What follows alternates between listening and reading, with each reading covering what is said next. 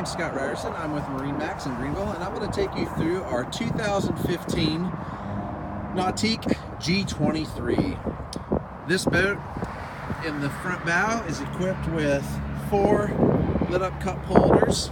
It has the removable bow filler cushion. It also has the armrests. Turn around, walking back through the boat. On the captain's chair with bolster, has the panoramic display, tons of storage on the port side of the boat, all sea decked in, trash can, goes down for a rear facing seat, has the rear flip up facing seat, also has rear facing fold back couch, so you can stow it away,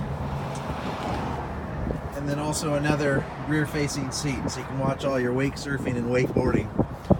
This boat also comes equipped with a cooler conveniently placed in the floor.